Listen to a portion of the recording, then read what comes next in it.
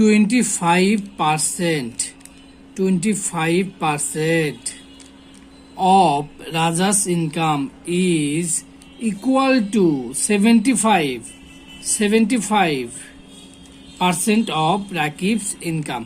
তাহলে বলেছে 25% রাজার আয়ের সমান 75% রাকিবের আয়। তাহলে বলুন তো কার আয়টি বেশি, রাকিবের আয় নাকি রাজার আয়?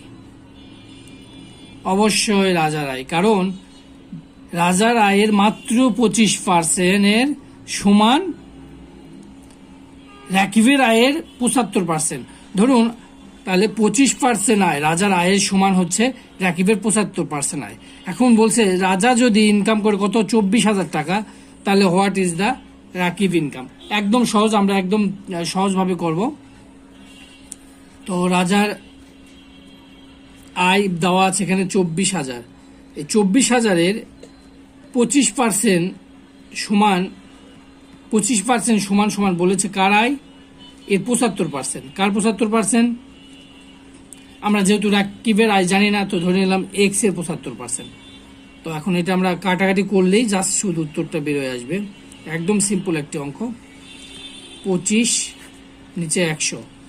এখন দেখুন আমরা এই পাশে এক্স এর এই 75% এই পাশে যদি আমরা নিয়ে আসি, তাহলে নিচে একটি 100 থাকে, সেই 100টি যাবে উপরে, আর উপরে যদি 75 ছিল সেই 75টি আসবে নিচে। তাহলে এই 100 কাটা 25 দিয়ে কাটলে 3 দিয়ে কাটলে 8, 1 2 3, এই শূন্যগুলো থেকেই যাবে, তাহলে 8,000। তাহলে এক্স ইকুয়াল টু 8,000।